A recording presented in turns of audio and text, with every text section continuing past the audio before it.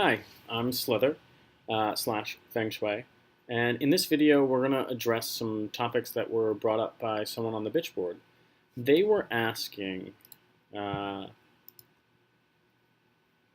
as cool as the player plot ideas sound, they all depend on me having some serious chine to throw around. How do I get there, and how can I engage others until I'm there? They also asked, how can a character best contribute to player plots when they're in a middle-ish position, like a newly hired corpy who isn't really able to visit a big portion of the dome and is not quite as desperate for small jobs, but not really wealthy enough to be the guy paying newbies to do things for them all the time. So I'm going to address some of this in a broad scope. We're going to call this episode Plotting with No Money. So a lot of the things that I mentioned did in fact mean you had to have some money. But you don't need money to plot. You just need goals and maybe allies. So a goal is something that you may attain or you may not attain. You don't have to pick a goal that you don't have to pick a goal that your character will ever in character achieve. We've talked about this a little bit before. Having big goals that are not attainable, like on an out of character level, like becoming president of the world, is probably not attainable out of character, but your character may really want to do that. And it doesn't matter if they accomplish it or not. Accomplishing goals is great, and I'm sure that they'll accomplish many goals on their road to becoming president of the world, but it's not really the destination that matters, it's the journey. We're not here to win. You can't win Syndom. And if you win in specific situations, those wins often turn to ash in your mouth and become a source of problems, which creates more roleplay, which makes it enjoyable to play the game. Because if everyone just signed into Syndom and was given all the money and all the things, we'd be playing a social game where you could just have everything. All you had to do was ask, and there'd be really no point in playing because you're not playing a game anymore. You're just constantly asking and then receiving things. The idea behind Syndom is to struggle to attain goals and to enjoy the roleplay that you engage in and the plotting and planning and betrayals and successes and failures and deaths and resuscitations and cloning and that fear of being permed. All of that is what makes the game so great. So pick goals. You can pick extravagant goals, or you can pick a goal like, I want my boss's job. I'm a new corpy, and I want to move up the ranks. Well, you can't move up the ranks if there's someone ahead of you. I mean, you can, but let's, for now, say that you want specifically your boss's job. Your boss is another player, potentially an NPC, but probably another player. You want their job. How can you accomplish this? Well, you need to engage in roleplay to figure that out. You could spend some time with your boss, see what interests them, see what their vices are, see who their friends are, see who their enemies are, figure out how they treat people, and then recognize maybe they've got a flaw where they sometimes treat people badly or blame their failures on their subordinates. So now you have potential allies identified. That is, other subordinates of this boss. And you can then engage them by saying, hey, like maybe you ask them out for drinks and you're like, how's things going? I know that John, boss, is riding you pretty hard, and like I know that last week they forgot to put the widget in the basket and then blamed it on you. Like, are you worried that you're going to lose your job? And then you engage them in role play, and they're saying that I'm worried and I wish John was a better manager. And you could say, well, I've been in roles before where I had subordinates, and I know that, well, when you're the leader of a team and someone on your team makes a mistake, it's really on you, and you have to take responsibility for that as the manager. You don't make a mistake yourself and then blame it on your team. And you've then laid the groundwork, the seeds for what might come, where a week later you go back to that same person and you say, I talked to John's boss. You didn't really. This is a lie. I talked to John's boss a little bit, and I mentioned how sometimes he does things and then blames it on us. And he said that if we get information, if we can prove that, then we might have a chance of getting John demoted or maybe even fired. Like, is that something you're interested in? Like, I think it's better it's us or him, right? Because eventually he's going to make such a big mistake that it's either he's got to go or he's going to blame it on us and we get fired. So without any money and without really any actual action on your character's part, because your character's just straight up lying. Now maybe they did talk to their boss's boss and he did say this. It's very possible, but it doesn't have to have happened. You've now found an ally and potentially convinced them to help you find dirt on your boss. And if you can't find dirt, it's only a small step to manufacturing some, right? So you've got an ally who's worried about their job and willing to potentially break the law to get John fired, and is potentially willing to plant evidence and to manufacture guilt on John's part in this specific situation, because the ends justify the means. So you've just plotted and you haven't had any money, and you've found allies, and you've created a ton of role play, right?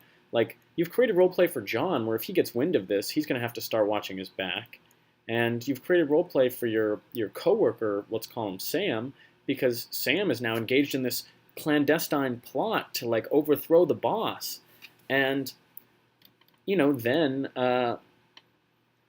say your plot goes off and John does get fired, and you take the credit for all that, and you get promoted into John's place, or maybe Sam gets promoted, and now you've got to decide, well, do I want to do this same thing to Sam? Do I want to try to continue to be allies with Sam and ride his coattails as he goes up the corporate ladder and be his like bag man and keep ensuring that he is protected and always rising and rising and rising and bringing you up along with him? And he is eventually, he's at the forefront, so he's the real fall guy here. You're just the guy standing behind the guy who's going to go down if something bad happens, and you're ready to step into his shoes if he screws up, or if you screw up and find a way to blame it on him. So, figure out ways that your goals match up with others. So first come up with goals, then figure out how your goals match up with others. Team up with them. You have to create a narrative. Why do you need to accomplish your goal? Figure out ways that doing this is going to benefit others, and cater your narrative around this. Find out what is important to others and figure out how you accomplishing your goals is going to benefit other characters and bring them closer to their goals. You need to know what their goals are. Talk to them, role play with them, get drunk with them, ask leading questions, keep notes and pay data on these people so that you can go back and review it. Hopefully keep it in character so maybe it gets stolen. This is how you find allies and plot with them. You don't need money, you just need role play. You can frame people, you can make them look bad, you can spread lies about them, you can turn people against them, all with just role play and no money. Assume a fake identity on the sick or on the grid and spread lies about someone. Sell fake pay data about them to the WJF or to NLM or to their employers or to their boss. These actions all result in plots.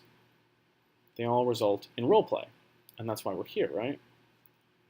What is role play? What engages us? Well, cohesive and compelling story that unfolds over hours and days and months. Backstabbing, betrayal, blood.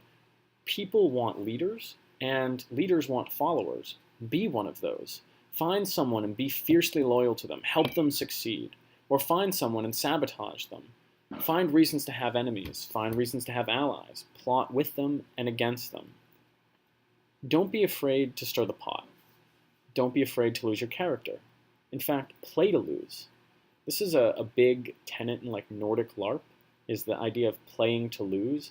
You're not trying to win the game, you're trying to have fun playing it, right? Pick large, dogmatic goals and stick to them. If you really want something that defines your character, you can do this. The judges are evil.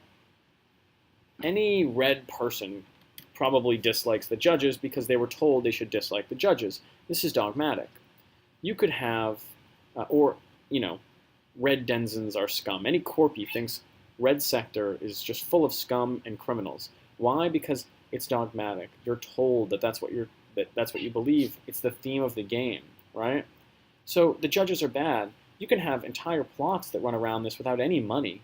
You can be sabotaging the judges. You can be spreading misinformation about them. You can be taking new characters and molding those characters around the fact that your character thinks the judges are bad for specific reasons.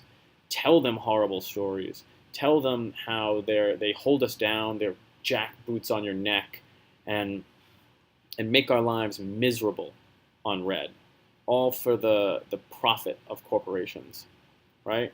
That's a plot. That's engaging role play. That's compelling storytelling that you can then turn to your advantage by taking those people that you've just, basically brainwashed into thinking that judges are terrible, which isn't a bad thing. Brainwashing, not a bad thing in the context of characters in a game. And what can you do with it? Well, lure judges to red, kill them, steal their gear, sell it, ransom it back, kidnap people. Just don't lock them in rooms and leave them for long periods of time. That's boring as fuck. Don't do it. You don't need money. You just need guts and maybe numbers. If you're a corpy and you want to help enforce the gap between corpies and mixers, just decide that red denizens are scum. Your character hates red. Tell other corpies horrible stories about how mixers, kidnapped or robbed or killed their friends or family. Create drama on the sick. Be vocal on the sick. Write impassioned grid forum posts about how red sector should just be eliminated and how all the problems in the city would go away. You don't have to believe these on an out of character level, but all you need is for your character to have a dogmatic belief, and roleplay is going to stir around them like a tornado, just spiraling. Convincing others of your viewpoint is a lot easier than you think, especially if you don't appear to be concerned with actually convincing them. So these are just a couple ways that you can plot with no money. I welcome comments on the forums or on this video with more specific questions, or your own ways, without giving in-character information away, that you plot and plan in the same way without any money. Good luck.